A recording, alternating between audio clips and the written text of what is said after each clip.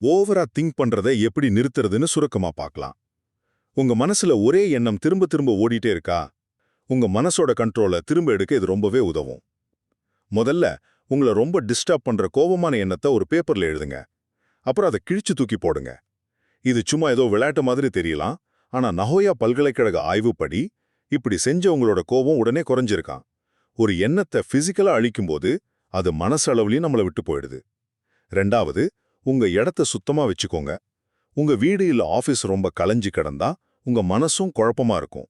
ஏன்னா இந்த மாதிரி சூழல் நம்ம உடம்புல கார்டிசோல்ங்கிற ஸ்ட்ரெஸ் ஹார்மோனை அதிகப்படுத்துது. உங்க டேபிளை சும்மா சரி பண்றது மாதிரி ஒரு சின்ன விஷயம் கூட உங்க மனசை அமைதிப்படுத்த போதும். கடைசியா, வலிக்கும் துன்பத்துக்கு உள்ள வித்தியாசத்தை புரிஞ்சுக்கோங்க. பௌத்த மதத்துல 2 அம்புகள்னு ஒரு கதை இருக்கு. முதல் அம்பு, அது வாழ்க்கையில நம்ம தவிர்க்கவே முடியாத வலி. ஆனா 2வது அம்பு, அது அந்த வலிக்கு நாம தர்ற ரியாக்ஷன்னால வர்ற துன்பம்.